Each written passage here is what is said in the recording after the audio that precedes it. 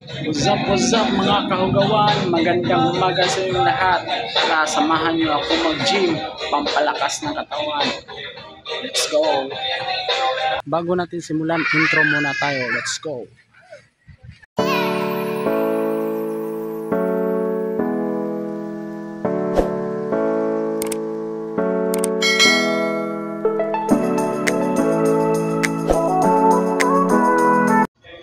So ito na mga kahugawan.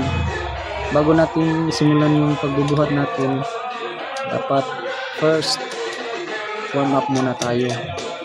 Yan, warm up lang. Warm up. Warm up. Tamang warm up lang. So kayo dyan, kung gusto nyo mag-gym, dapat warm up muna. Warm up talaga muna para iwas na din sa injury at sa disgrasya. Yan. Tapos yung titirahin natin ngayon sa upper body lang. Bukas na yung lower body. Sa upper body muna tayo. Yan. Warm up lang, warm up. Warm up. Kondisyon ng katawan ng mga kahugawan. Dapat kondisyon talaga. Yan. Yan. Yan. Tamang warm up lang. Tapos pagkatapos ng warm up, pwede na kayong magbuhat. Yan. Warm up. Hanggang labasan ng pawis. Tapos yun, simulan na natin. Let's go! So what's up mga kahugawan? Nandito na tayo. Ito yung una nating gagawin. So ang tawag dito, barbell flat bench press. So yan tayo natitira. So yan mga kahugawan. So yan.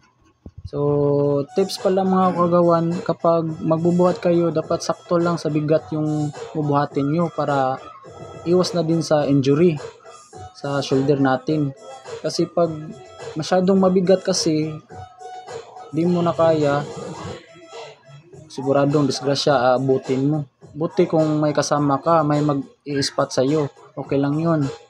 So kung wala, wag na lang subukan.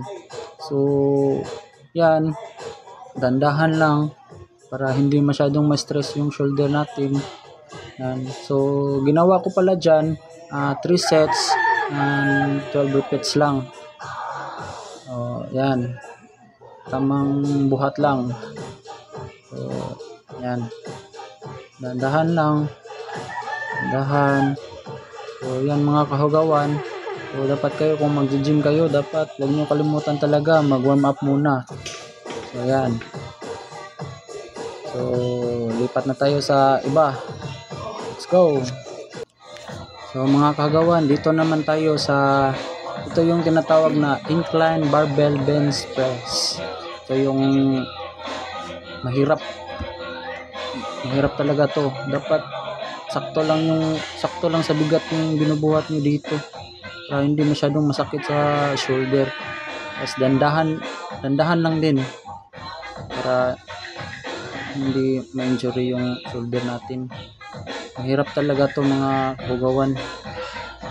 So ito lang, tamang buhat lang. Ayan, dandahan lang.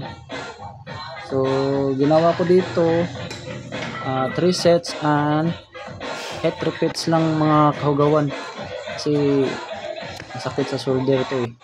So dito naman tayo mga kahugawan, gagawin natin dito dumbbell biceps. So kung napansin nyo, hindi masyadong malaki yung kinuha ko para sa safety ko na din. Kasi pag nagbubuhat kasi ng sobrang mabigat dyan, baka ma-injury yung biceps mo, maputol yung mga ugat. So yan lang. So ginawa ko dyan 3 sets and 10 repeats lang.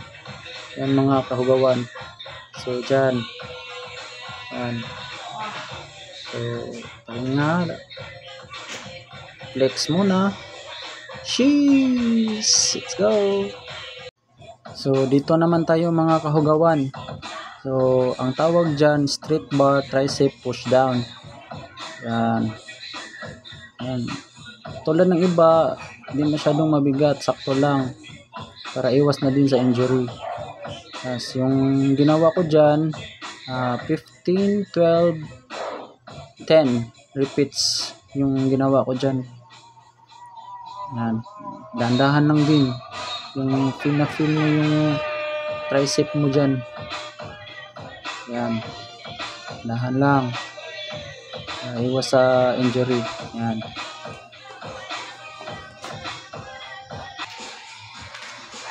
Dito naman tayo mga kahugawan. Yung ginagawa ko, ang tawag dyan, close grip, lat pull down. Sa likod yan, yung back. So, ginawa ko dyan, 3 sets and 12 repeats. Yan. So, ganun pa din, wag masyadong mabigat para iwas sa injury. Yan mga kahugawan. Yan, dandahan lang din. Yan. Kung masyadong magaan lang, so, pwede lang dagdagan. Yan. Dagdagan natin. Yan. So mga kahugawan, kung napansin nyo, iba yung paghawak ko sa bar.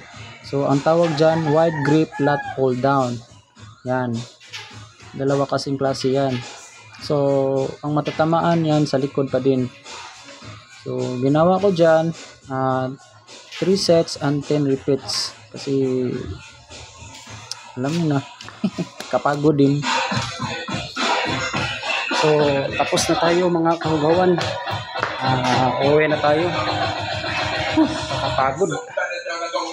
So yun lang lahat. Salamat sa panonood.